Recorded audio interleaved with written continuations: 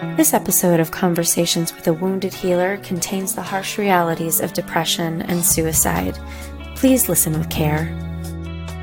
Hi there. Welcome to Conversations with a Wounded Healer. I'm your host, Sarah Bueno. So a meditation student asks his teacher, "Am I allowed to send you email?" "Yes," replied the teacher, "but no attachments, please." Ba-dum-bum-tsh. Haha, just wanted to give you a little joke at the beginning of this commercial for Scott Tusa's Coming to Chicago. I've told you about it before, but I'll tell you again. Friday, October 26th from 6 to 8 p.m. There'll be a Dharma talk with a $20 suggested donation. And then on Saturday, October 27th, a half-day meditation intensive for $75 or $95 if you want CEU. So please visit my website at www.headhearttherapy.com and you can find more information to purchase tickets and hopefully you can join us that weekend. So again, that is October 26th and 27th. We look forward to seeing you. Today's guest is a good friend of mine who I met through my therapist. I seem to meet a lot of wonderful people who are 6 degrees separated from Susan Lipschutz. So VersAnnette Blackman, she says she is passionate, creative, and a visionary with scrappy resilience. Her life's motto is, "A broken wing doesn't mean that you can't fly." So please enjoy my interview with VersAnnette. Hi, VersAnnette. Hey, Sarah. How are you? I'm a little crazy right now, but that's okay. What's Girl, new? Crazy. Right? I mean, who says they're fine or good anymore? They're liars. Totally. I definitely don't. I used to go out of my way to say, I'm good. I'm great. Yeah. Right? Yeah. Yeah. If you're actually fine or good, you're not paying attention because there's a lot of shit going on. There's a lot of shit going on right now, and it freaks me out so much. I'm like, how do you jumble all of that into one word that sums up how you're doing in a moment? Crazy. I can't really do it. Crazy. Yeah. Right? Yeah. Yeah. Because crazy's not bad. It's not. It's just truth. That's all it is. And truth is one of those things. I'm like, yeah, truth. Maybe that should be my answer when somebody asks me how I'm doing. You want truth? Right. Or do you want me to, Yeah. Do you have space for reality or no? Do you have a moment? Because I could just tell you, I'm really struggling right now with a whole bunch of things. Can you help me? Right. And they're like, nope. You're like, okay, nope. Next. Right. Well, before we go off into oblivion, as I know we will, how about you tell people who you are and what you do? All right. So I'm an artist, an author, a speaker, and a facilitator. Also a mom and a wife to 5 teenagers, blended family, my husband and I. Yeah. So my youngest 2 will be 18 and 20 this year. So I'm entering a season in my life where finally, I think it's all about me. So those are all the roles. I run a business. It's called Soul Revival Healing Arts, and I sell original art. I've done a lot of exhibits in the community all over Chicagoland. Also, I am an author who published her first poetry collection. It's called Butterfly Spirit. God, the title's so long. Butterfly Spirit, Poems of Transparency, Transformation, and Truth. And so I am an artist and a healer and someone who really believes that art has such a tremendous capacity to heal. And I've learned that through my own life. So, that's who I am and what I do on so many levels. And I've got a lot of titles. I'm also a licensed massage therapist. So I'm an everyday medicine woman. Braving the world right now. Yay!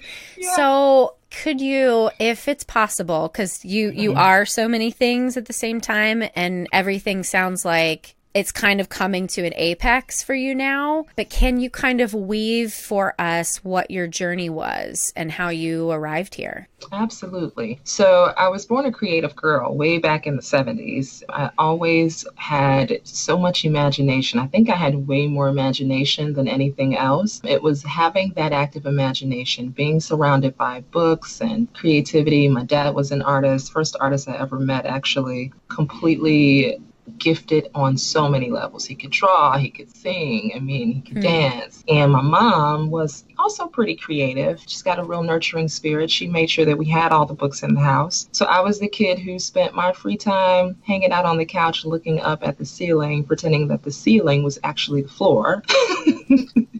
All right.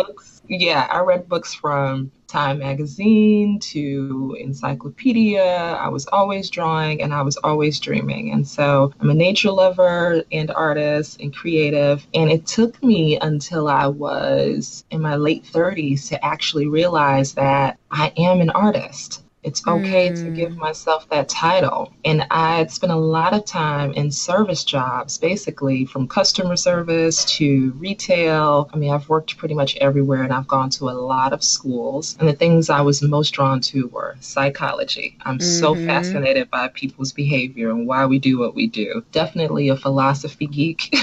I like to have deep conversations all the time. Same. Same. Yeah, it's just my way of connecting. It's the best way to like really get to know who I am by listening to what other people have to say. So I'm really into insight and meshing that with creativity and also helping other people overcome the same traumas that I've faced in my life. And that, my love, is a numerous list. First, I'm a survivor of sexual assault. There's one thing that, I think most people and organizations that I've worked with are aware of that because I'm a survivor turned advocate. But I spent about 5.5 years actually working for a literary arts organization that's based in Evanston, and we did book groups. We went into a lot of the underserved communities where there were at-risk youth, and we replaced one of their English classes simply by bringing literature to them and giving them books that they would then see themselves in and inviting them to have conversations about it. And so that job right there was one of the first jobs that I had that I knew I was made for. I knew that I was created for that. And so it was one of the most rewarding jobs I've ever had. It was also really draining for me because empathy.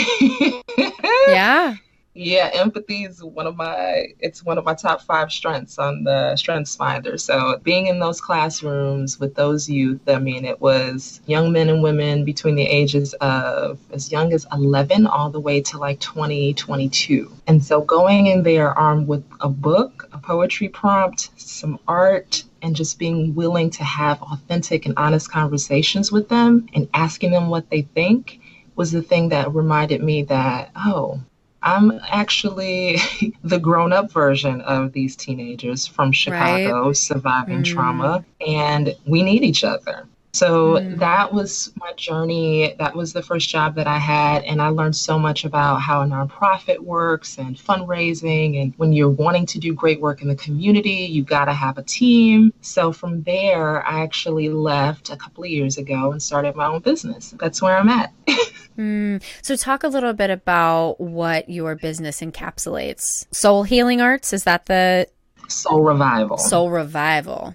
I remember starting my business and I was really caught up on the name. I love to name things. I'm super wordy and, the writer in me is always like, what are we going to call this thing?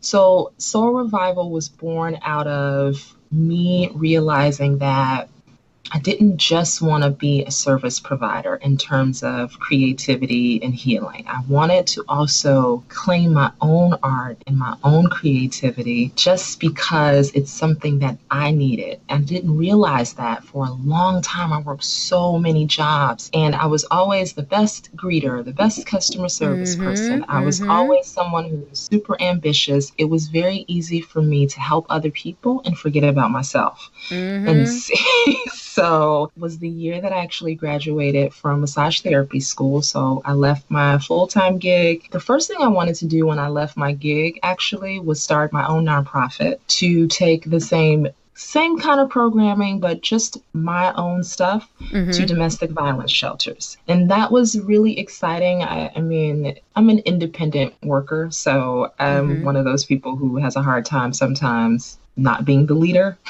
Same.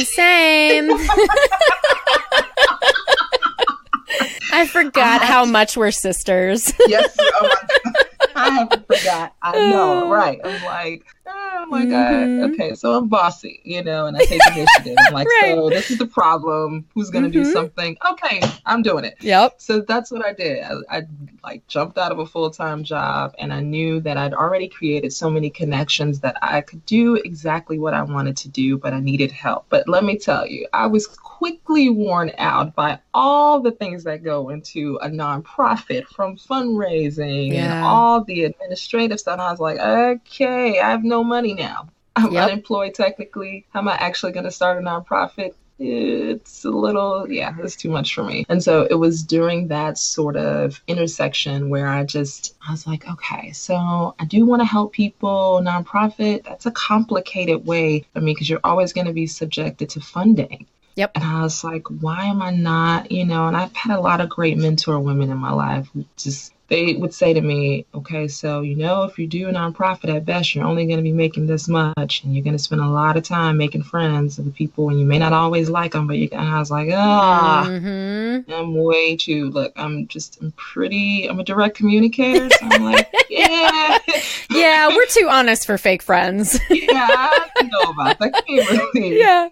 No. Plus, I had a family and a husband who's worked to provide for us, but I'm like, let's be realistic. I'm like, we got to eat, right? So it was a couple of months after that transition from a full-time gig, and I went to an art retreat in North Carolina, and it was life-changing. Let me tell you, I spent 4 days with some amazing women from all around the world, just learning how to do art, but it was an intuitive-based approach, which I had already been on that kick just from like researching and finding people online. I'm like, oh my God, I like what she's doing. Okay, let me try this way. Let me try that way. That workshop was life-changing. It was at Donna Downey Studios in Huntersville, North Carolina. And I'll never forget how I was in there and I was the only Black girl in that room. I'll never forget that. But we would all gather together and have food, and we would chat over art. And you know how it is. Anytime you're doing anything creative, you're like, let me see what you're making. All right, let me see what you're making. I made so many gorgeous friends. Oh my God. So they called me Chicago because that's how, like, where are you from? I'm from North Carolina. Where are you from? I'm Chicago. Chicago, what you doing over there? I'm like, hey girl, how was your night? This is what I'm doing. I was always the last artist to leave the studio with a couple of other junkies.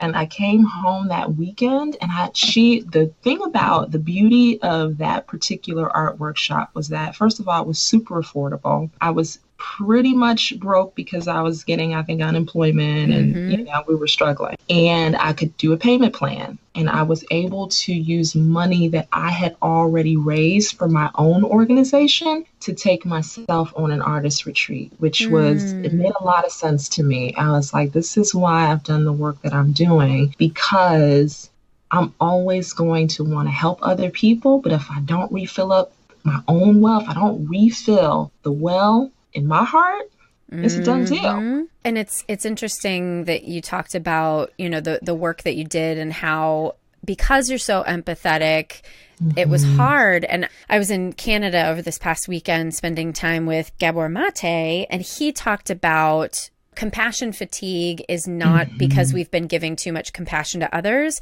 It's because we've not been giving enough compassion to ourselves. So true. Oh, that's one of those things that's just like, oh, yes. Yeah. It's spot on. I really came away this weekend from this whole thing recognizing that, sometimes I feel self-conscious about the amount of self-care and healing work that I do for myself. But when I came away this weekend, I was like, no, it's because I do that then I'm able to share with other people. And my journey has to be the most important, not because, my clients are less important than me or my staff is less important than me, but I cannot be the best version of myself. I cannot be a healer, a helper, a therapist, a mentor, a boss, unless I am working towards my best self. Yep. So it's almost like the helping work that I do now, I'm trying to frame it in this way that it's like, it's this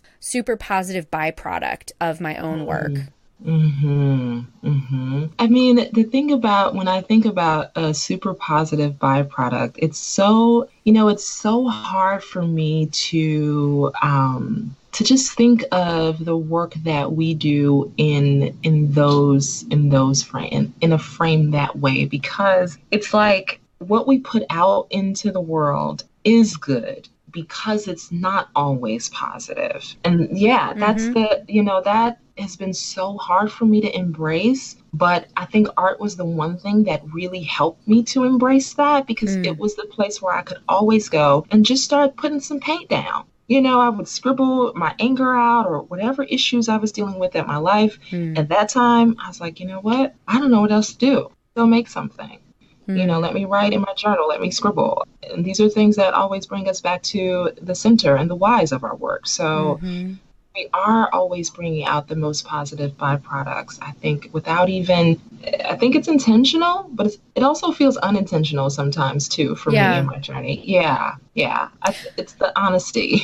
It's the honesty part that's like, I'm pretty authentic, but I'm also super transparent. Right.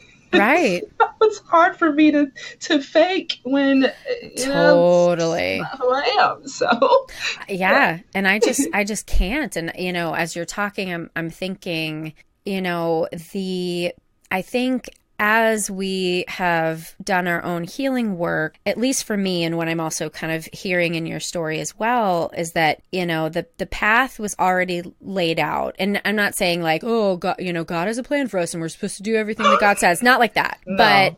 But because we have begun to align with our higher selves, our true nature, the path just kind of falls into place. And I say that recognizing that it might sound like, oh, life's easy at that point. And I don't think that it's easy, but I think there is an ease to knowing which way I'm supposed to go. So I don't know if you resonate with that. Very much so. That's the only ease that I ever lean into. And, I do feel like there is a plan that God has specifically for me. I do feel like I know exactly what my purpose is. And it is rooted in spirituality, though. I mean, I grew up, and you can relate. We talked about this. Yeah. As we were singing This Little Light of Mine in Todos Santos, is that right? Todos Santos, yeah. Yeah. And so it's like when you grow up in an uber religious family, you have to make really hard decisions about what religion is going to mean for you. And grew up in a Baptist church, it's a missionary Baptist church in Chicago. It's over 106 years old this year, actually. And so, that's a family tradition. But at some point I realized, I'm like, okay, I think that what I think God says is a little different, because this feels like judgment and condemnation, and that makes me feel like I'm bad. I was really young understanding that. I was super young getting that part. And so for me, I call that grace, the grace to walk through so many traumatic events in your life, but also understand that there's the roots of the tree and then there's the fruit of the tree. And so you can go back and take the best versions of what you've already been taught and let that be the foundation. So I'm like, this is the vision that is for my life. It's very much rooted in a deep love and spirituality that isn't about, separatism and, I'm better than you and we've got the answer and you don't, and you Americans and you Christians and you, I'm so over that shit. I can't even, I'm like, well, you know what? Then the same God who loves me enough to understand that I'm going to use profanity. I'm like, I think God already knows that about me. You're going to get angry sometimes. I don't think God gives a fuck what I say, as long as I say it with a happy heart, right? It really does matter what's in your heart. That is so, so true. That's where the whole soul revival, that's where it was born. I didn't even know I was trying to come up with all these super fancy names. I was like, maybe I should call it Soul Flower Healing Art. And I was like, why do I have to be a flower? So Soul Revival. It was a playlist that I had, actually, the name of a playlist on Spotify. And my best friend called me up one day and we had been talking. I was like, I don't know what I'm going to name my business. I'm doing art. I just got my license for massage. I want to help people. I'm going to do this. I just wrote my book, and she's like, don't overthink it. That's what she says to me all the time. Don't overthink it. She knows me. I'm like, oh, I don't know. And then she called me one day and I said, girl, I'm over here listening to my Soul Revival playlist. And she was like, that's the name of your business right there. Well, and the word revival to me, aside from the religious context of having a good old spiritual revival, I know. Right. The other thing that conjures for me is the base word of it, which is revive. And if I think about those of us who have been through trauma and those of us who continue to reinvent ourselves, there is a revival and a revision, a revisiting of ourselves in different forms. And so I do think revival is a beautiful word to talk about healing work. It really is. And got a little complicated. I mean, my business was pretty much born in 2014, and then 2015 is when I was like, all right, how do I actually make a business and all the things? But there was a while where I wondered why I was the only artist who didn't name my business VersAnnette, Blackman, Bosia Art, or something like that. And I've just, I realized that, it's a weird sort of thing, the way I put a lot of work out into the world while understanding that it's not just about me, but whatever comes through that work will come through me. Mm-hmm. And absolutely, when you say revive in terms of like circling back and understanding that, you're gathering, you're always going to be gathering. In terms of creativity, it's funny that a lot of people, especially adults, don't feel like they're creative at all. Right. And I never felt that way. I'm like, that's a shame. Sorry for you. Yeah, I'm really sorry. Like, I'm sorry you feel that way. Like, how can I help you? You can do, and we'll talk about, I used to write poetry. I used to make art. And I'm like, you know what? Mm-hmm. So guess what? This is my soul revival, but you're welcome to come and find your own soul revival and healing through art. And that, that's an elevator pitch. I need to write that down because I forget sometimes. Good thing that we're recording this, because you don't even have to write it down. Awesome. See, technology saves me again. Bam. Yes. Well, I'm realizing as we go through this, I usually kind of at the beginning start talking about how I know the guest, and I didn't even do that with you. We just launched into it. So, do you want to share a little bit about our adventure in Mexico? Oh, of course. It's my favorite story, actually, from Mexico. So the funny thing that really cracks me up sometimes is that because of our friends at Tribe, Carrie, I think she had invited me to something in Chicago, and I don't remember what it was, but it was an event, and I remember looking at your face on something, and I was like, Head Heart Therapy. I love that title, and I think she's going to be one of my best friends. I'm right. Yes. And I don't know if I reached out to you or whatever, but then we're at the retreat, I think, maybe a year or so, months later. And so as soon as I saw you at the retreat, I was like, hi, oh my God. I remember when I saw you on something online and I was like, we're going to be best friends. And you're like, okay. Okay, girl, let's go. Let's go. Yep. And so that was an incredible retreat, first of all. Yeah. So much about that. And that for me was the first time I had gotten my passport, first time I had actually traveled internationally outside of going on a cruise and sleeping on the land in a teepee right next to the ocean in the Gulf of girl. It was amazing. Right. And so one of the things that really cracks me up when I think about you is that we're very loud, super authoritative and bossy, super creative, and honest, just so honest. And sometimes it's a little much for people.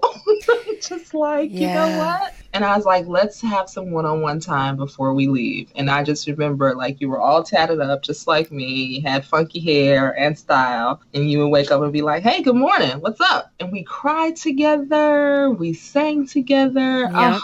Our time together on the beach, we talked about our childhoods and all the things that we want to do in the world. That was the point of healing. And to sit there right next to the waves on the ocean, and it was just us opening our hearts. I was like, yeah, yeah, I was right. She is my friend. This is my sister. So I don't know if it was the last night of the retreat, but I just remember that Susan made us sing. Yeah.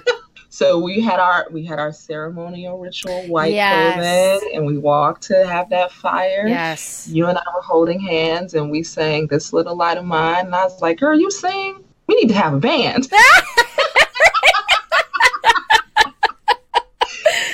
I mean, it was so, and I remember leaning in because your voice was so much stronger than mine. And I was like, I'm leaning in to keep the tones and the melody because you got me. And we stood there holding hands, singing. And then Susan made me pray. So, come on, put a prayer out for the children. I was like, okay, here we go. This is, and I remember that night. It was so beautiful. And we had done so much spiritual work. And then that night also, just as the fire was going down, a couple of us stayed out. And I picked up a drum. I can't even remember whose drum it was. Must have been Jessica Huff, who was doing our yoga. Oh, yep. She had that drum. And I remember hitting that drum. And I was like, oh my God. This is like calling up my own African roots, actually. I was like, I need to have my own drum. That trip gave me so much to help me overcome fear that I've had about not being able to swim, being close to the ocean, all the things. Understanding that my best friends are already in the wellness industry. You know, we're healers, we're therapists, we're artists, we're nurses, we're doctors, we're social workers. I mean,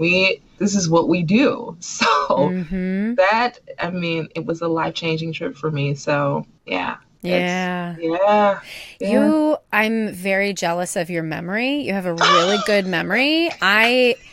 I usually walk away from any experience not remembering details, but remembering just how I felt. And I just remember feeling so much love with you and for you. And that, like, God, I mean, that was right after that was literally right after my mom died. That was only 3 months after. And so I think I was in this emotional, just broken place. But then at the same time, I don't remember details anyway. So I'm glad to like relive all this through you, because it's been, it's in the recesses somewhere. I really wish I could take song lyrics out of my head and put other important things like this in there, because I can read that shit off an iPad now. Yeah. It's funny how people always say that my memory is just like, you have a really great memory. And I can't even begin to explain to you how, like, so I could literally put something down, get up the next minute, and I'm like, what happened to this? And I can be super scatterbrained, like so much. But I think there's something that works really well when it's about connection and when it's really coming from a place of love. I get a visual. It's hard to explain, but I can see. But like, as I'm recounting that story and thinking about our connection and how it started, I'm like, I could see us there on the beach. I could see us when we went for hikes, and the fire and the drum and all of that. So I think that's what helps me to translate everything into some form of visual storytelling, because I'm a storyteller. I'm always going to be telling stories. So, I mean, song lyrics, look, I'm like, do you want to start a band? Because like... No, I'm trying to get lyrics out of my head. All right. I love it. I got you. Let's lean into the question about being a healer, because you've already said that a couple times, in our interview here. So when you think about the work that you do, who you are, and the title of healer, how does that fit or not fit for you? So healer has been super complicated for me. It depends on, where I am in my own life. And so it's interesting that you brought up the fact that when we were sitting out on the sand that day, that, your mom had just passed away. So you were grieving, and grief is one of those complicated things that I've never fully understood until I just lost my brother a year ago to suicide. And he was only 32 years old, and he took his life in my mom's bathroom while I was in New York on my way to an art show. So the level of helplessness, indescribable. And so thinking about brokenness, and also how does a healer deal with brokenness? The only thing I've ever known, tell the truth about how you feel.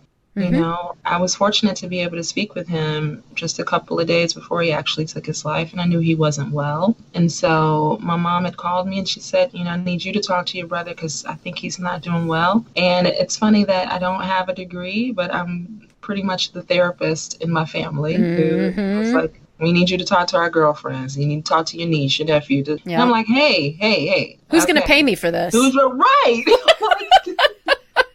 Why? Like, why am I working for free if I've already survived the family? So, one of the last things that I did last year in my business, and this is where I got stuck, was I released a collection called This Is Grace. And it was all about me exploring my own grief and understanding that if anything is actually going to sustain me right now with all this pain and everything else I've already gone through, it has to be grace, and not the kind of grace that I can give to myself or anybody else, but it's grace that'll sustain me until I get through this. So it's been complicated because that led to so many other domino effect things in my life. Like it literally, I'm also lost my brother to suicide, had to circle back, take care of the family, raising, 5 teenagers who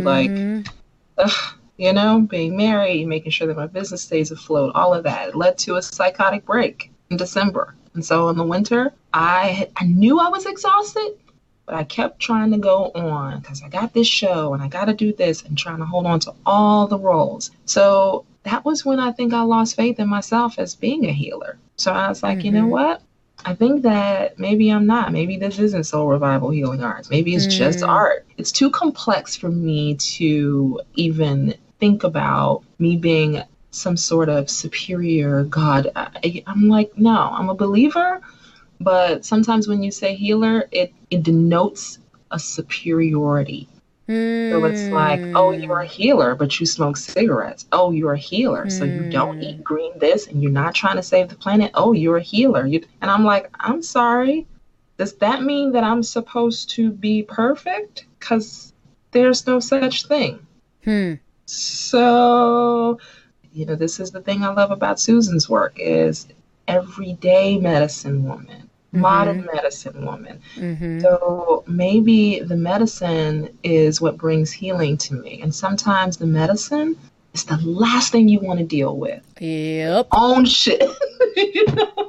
And so I'm like, creativity for me is medicine because it's the only thing that I know that brings me back to a place of freedom and helps me to embrace all the ugly stuff that I don't want to look at. I'm like, I still got to deal with it. So I am a healer. I know that. Took me a long time. This last 6 months of my life has just been so, it's been a journey, Sarah, let me tell you. It's been a journey. I want to go back to what you said about there being kind of an essence of superiority with the word healer, because a lot of people have really pushed that word away. And I think that's the assumption, right? Is that, I am healing you versus I am a vessel, a conduit, whatever. But that's it. Superiority. That's really what I think the fear is. Either we're perceiving ourselves in that superior light or others are putting that on us. And that comes down to power, right? Who holds the power? Yeah. Right. Yes, absolutely. Who holds the power? And I think that's especially salient given all the shit that's going on in the world and specifically our country. Yep. And what's funny is that I've always tried my best to shy away from politics and religion in terms of any sort of debate or any difficult conversation, because I know it's a great entry point for offense. Yeah. And right. I'm like, I don't know if you really want to know how I feel or how I think, and I'm not going to put myself in a box. But ultimately, I've learned this the hard way. First of all, I actually am super interested in politics, super interested in studying more about religion, world religion, and I actually love sports. So I've defied a lot of stereotypes by being myself. Yes, girl, I used to play basketball in grammar school. I didn't even remember that shit, which is so funny. I'm like, my memories. My mom had to remind me recently. She's like, remember I used to play basketball? And I was like, oh my God, I forgot. And because, I get super jazzed when it's the playoff season. I'm like literally standing in front of the TV and acting like I'm on the team. Clearly not an athlete, but like, I love sports, actually. I've been looking at those three areas lately a lot and just wondering, like, what is the thing with power dynamics? Like, what's really going on here? You know what my most basic answer is? That this is a revelation I just had this morning. All boils down to money, unfortunately. For some people, which is power. I'm so conflicted on accepting that, as it trips me up every time. Because I'm like, is money power? Because I thought knowledge was power, and isn't wisdom like what? Well, true power. But I think when we're talking about what's going on in the country right now, it's fueled by fear and scarcity about not having enough resources, i.e. money. And if you have resources, i.e. money, you have the power in our society. And you and I think probably everybody listening to this podcast agrees that knowledge is power, connection is power, authenticity is power, but that doesn't get us paid. And no, I find it increasingly hard to live the life that I want to live and reconcile with the way everybody else is living their life. And I don't want to be like us and them, right? Because I'm trying to, but I think there's a large faction of people who are motivated mostly by success and money from a, financial standpoint. And I can't live that way. I can't either. I can't. And it's using the word faction brings me right back to what I love most about Brene Brown, is that she tells her story in such a way that is like, it's her voice, it's her work, and that's it. And so one of the things that really helped me understand what I was struggling with was to go back and I'd already read Braving the Wilderness, but I went and downloaded it on Audible. Yeah. It's like, factions. That's it. From Divergent. We're factions. It kind of sucks, but it's true. It's very true. Like we're in these factions based on whatever our value systems are. We forget core values a lot of times, and that's why I'm like, politics is not a career I'd ever pursue. I believe way too much in the First and Second Amendment rights, and I need to speak and use my voice. So it's an interesting thing when I really think about, when I learned power dynamics, I likened it to the continuum of healing or the continuum of violence. I took the 40-hour DB training. And so, it all boils down to control and manipulation. One of the first things where it starts. And I'm like, okay, so it's unsafe to use computers these days. Things are going on. Everybody's looking for opportunities. It's driving me nuts. Oh my God. What am I going to do here? So, it's an interesting thing when I think about how do us healers, how do we women who are doing everything we can to give back to the communities that we know are struggling, how do we use our voices while at the same time we're being told we're not good enough, you and your feminist this and that, and this hashtag, this thing, that, and I'm like, okay, it's hard for me to believe that every man I've ever walked or crossed paths with actually believes that. I know there's plenty of men who happen to be feminists also. I'm so over the power dynamic that I tend to go back to relying on the most authentic spiritual connections that I know from my work that help me to remember who I am and what I do.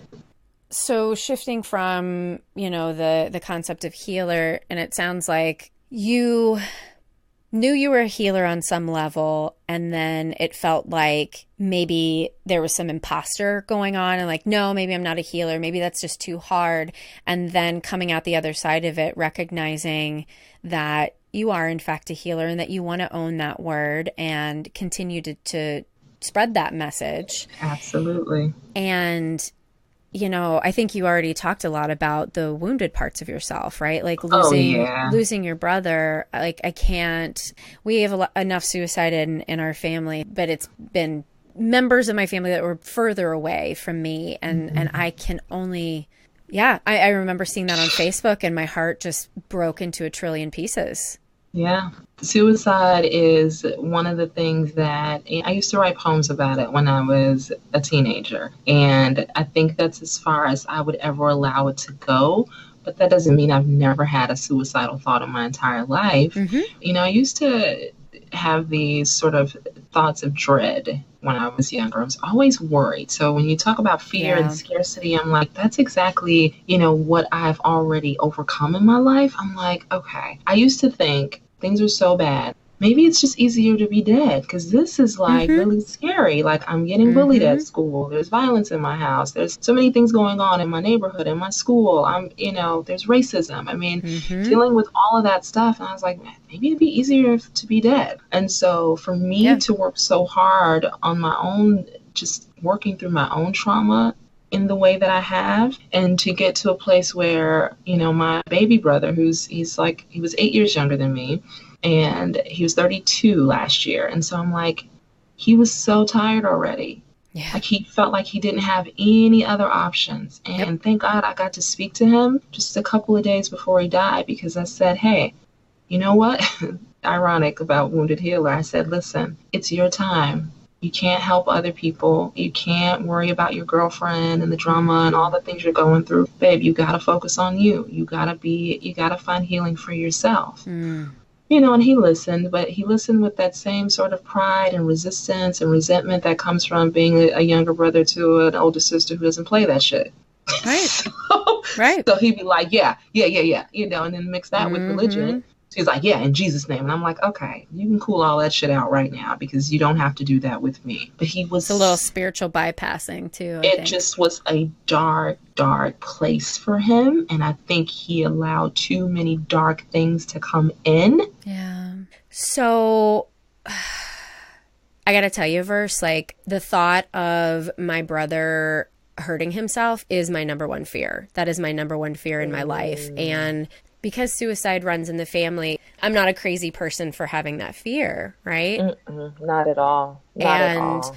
I remember as a child, I can't remember if I've talked about this on the podcast before, but I remember wanting to kill myself as a child too. I don't think I really knew what that meant, but I knew my mom's sister had killed herself right before I was born. And so I knew the emotional reaction that would happen. And I think because I was in so much pain and I didn't feel like anybody was recognizing my pain and validating it, I think I wanted to cause pain. And I'm not necessarily, I don't think that this was your brother's deal, but just kind of reflecting on my own story. Yeah. Like a 5-year-old should not know what suicide is, and B, should not feel that way. So like obviously something was going on in that house that I was reacting to, and I'm just glad I have moved beyond that place. It's interesting that we're having a conversation about being wounded healers and understanding. Like I think there's something so fascinating about being 5 and having that sort of plate where way you're looking at life in the world. To me, there's a maturity in that that I can totally connect to and identify. And it makes me feel like we are usually the ones who are called to this path and this work. Because we're like born old souls, you know what I mean? Yeah. Well, we're like feeling it when nobody else is. Yeah. Yeah. Yeah. And I can tell you for sure, with my brother, I can definitely identify just with his personality. And I mean, he was, my baby too. Yeah. I basically helped raise him. There is something about the way his personality was and his overall feeling and his place in the family that definitely was always looking for validation and was someone who would inflict pain if he didn't feel like he received that. And so suicide right now is running rampant. And so right? It just really is. And like, just death, period. I feel like there's so many, like all of my friends' parents are dying or people are committing suicide. I say this not in a derogatory way, but there's some sort of cleansing right now that I think is happening. And I don't think that it's people that aren't supposed to be here, but I think that it's people who've done their work and or we're not going to be part of the awakening of consciousness to kind of take this planet to the next level. And again, that's not a derogatory thing. Like, I don't want anyone to think that I'm like, well, it's like the purge, like, fuck these people. We didn't need them anyway. No, but I mean, who has the right to even say that? But right. Yeah, no, I get that. I feel like there's definitely a planetary, universal, spiritual shift happening in the whole world. And I just feel like there's shifts happening, and those are very real. And I feel like there are some people whose journey has come to completion, and then there's some who don't have anything to offer to the next part for themselves or for anyone around them. And so it feels very much like I'm choosing not to be a part of this anymore. I can definitely say with my brother, you know, he was tired. He, you know, was probably someone who was an undiagnosed mental illness. And by the time we realized that it was just too late, and he was already at the brink of, you know, like, he was already gone, already at the point of psychotic break.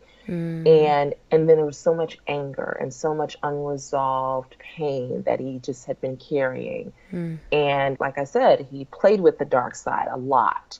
And I think that all of that, and you couple that with exhaustion and then feeling probably rejected and just not good enough, all of that compounds. And he refused treatment. When my mom wanted to take him, she asked me, I said, I think you should definitely take him. He refused treatment. And so at that point, what can you do? This is an adult who's saying, you know, very angrily, I might add, no, I don't want that. That's not going to be for me. That's not for me. I don't want help.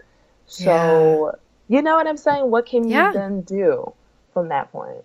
And that feels like, from a spiritual place, there was a part of him who was opting out. And again, like, I know that you're hearing what I'm saying, but I just kind of want to make sure that listeners understand that this is in no way a judgment. I think that for me, it's a way that I make sense of awful things happening, is to give some sort of like reason to it that makes sense to me, that makes me feel better. And I don't care whether it's like right or wrong, but it's a way for me to be at peace with, you know, wonderful people leaving this earth in the way that I feel is maybe too early. But for them, clearly it was right on time.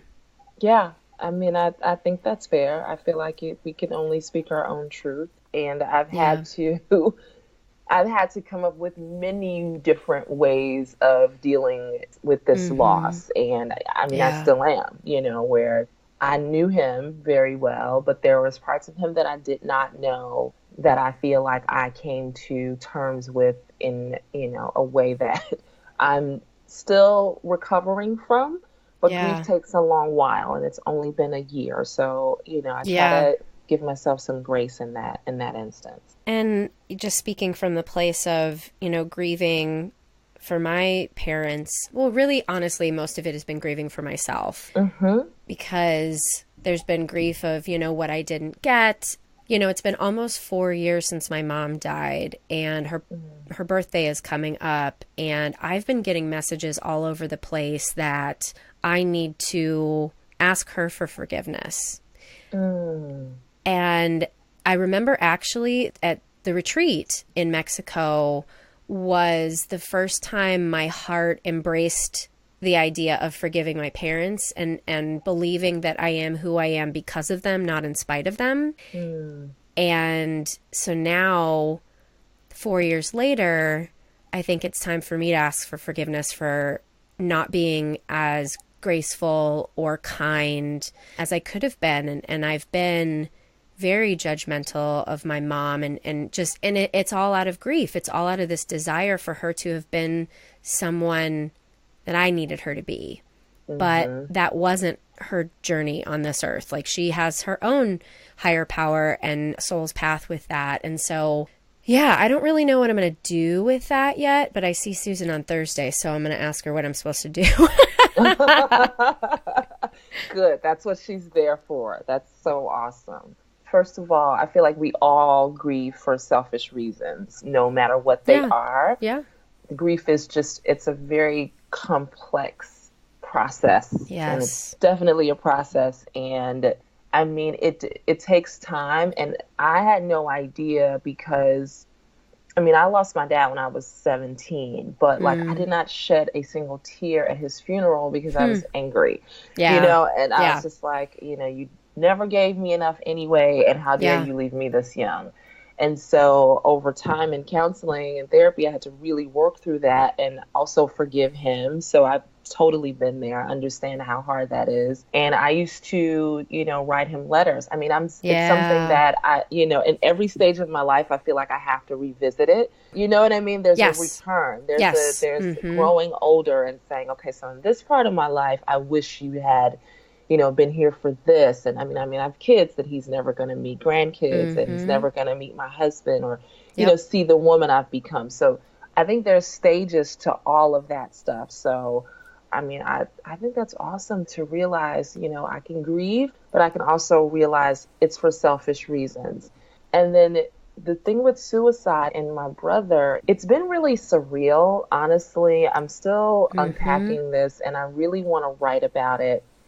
And this is what's so terrifying, is that I did not grieve properly when he passed away originally. I went right into caretaker mode. So I was in New York and I was getting ready for a show there. And then he took his life and I had to come home. And I happened to call just to check in on him and them while it was happening, which is again, really freaky. I called him, he's like in the bathroom, and it's really, really tragic. And and so, I'm screaming through the phone, and the police are there, and I'm telling my mom, like, get him out of the bathroom. And just 2 days prior, I had said to my mom, you need to take him in for an assessment and let them see what's going on. There's something, I don't know what it is. Yeah.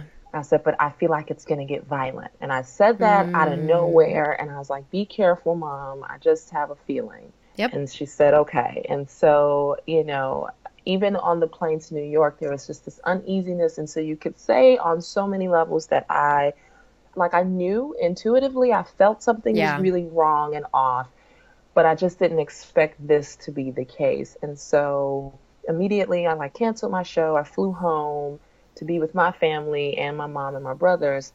And, this was also in the middle of a time where my business was really thriving. So I had a bunch of shows, and my solo exhibit at Chicago Mindful had just been the month before, like a couple of weeks before that, actually. And so I was supposed to do a workshop there.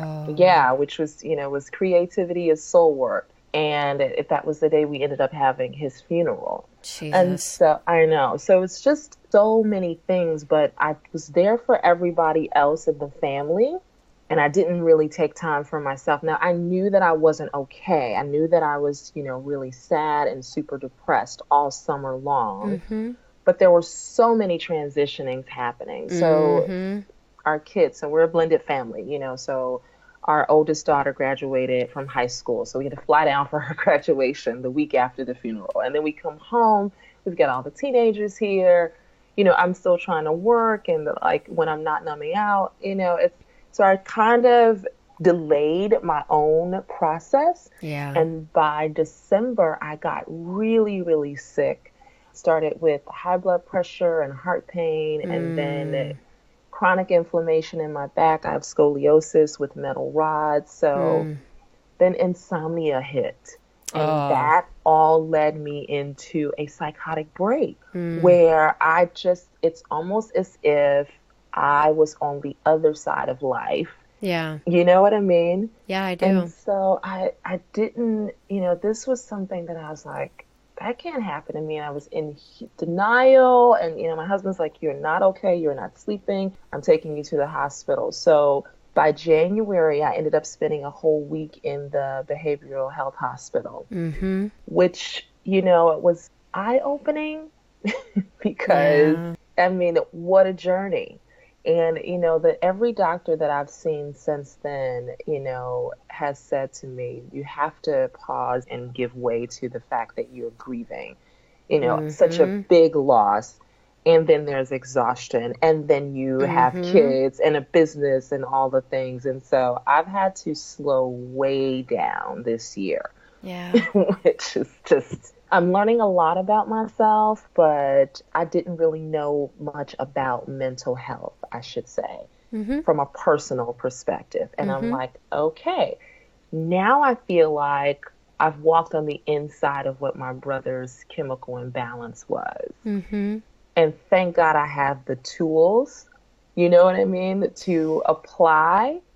But that's not all. And the willingness to ask for help. I mean, that's what it is. That's the big difference that I hear. And I mean, you and I have talked before about our frustrations with the mental health system and that it's not always as supportive, but it sounds like you took from it what you needed to create stabilization again. You know, the thing is, I'm sort of different in that I hang out with therapists. Like a lot of my friends are either psychotherapists, social workers, health and wellness practitioners, energy workers. So I've got like a whole gamut of amazing people in my life who I can always say, listen, I need help on this, who really helped me to come back to myself. So, I mean, I have been extremely fortunate, I have to say, because the system is broken and it's not an easy fix, but like, you know, but there's work that we do for ourselves, and then we're also coming back to the table to see what we can then offer to other people. So yay us, you know? Yeah. Seriously. Well, is there anything that we didn't talk about that you think you want to share with listeners today? Oh, yes. I am starting a Soul Revival Wellness channel on YouTube. Oh, fun! Yeah. So I love video, and, you know, I love to talk. Hey. So I would just invite people to, you know, go look that up on YouTube and subscribe. I'm going to be doing weekly videos about all things, you know, health and wellness, mental, emotional, and of course, lots of creativity and just some straight talk. So I'll be reading some poems and just talking about the journey. So awesome. Yeah, I'd love to have people follow me there as well. Okay. Well, I'll make sure to get that link from you so we can post it with the airing of this podcast. Awesome sauce. Yeah. Well, Verse, thank you. Thank you, sister. Oh, thank you. This is such a safe and cozy space. So, I mean, I absolutely adore you, and you're so badass. And I feel just honored to be in kinship with you. Seriously. That feeling is mutual. Yay. I hope you enjoyed that interview with VersAnnette. Verse, thanks you so much for joining me on Conversations with a Wounded Healer. And as always, thanks to Andrea Klunder and Edwin Ruiz at the Creative Imposter Studios for their editing, Liam O'Donnell for the album art photo, and Ben Mueller for our theme music. For more information on VersAnnette, you can visit my website at www.headhearttherapy.com/podcast. And don't forget to subscribe on Spotify or iTunes, Google Play, or Stitcher, and you can connect with us on Facebook or Twitter. Thanks for tuning in. Until next time. Bye-bye.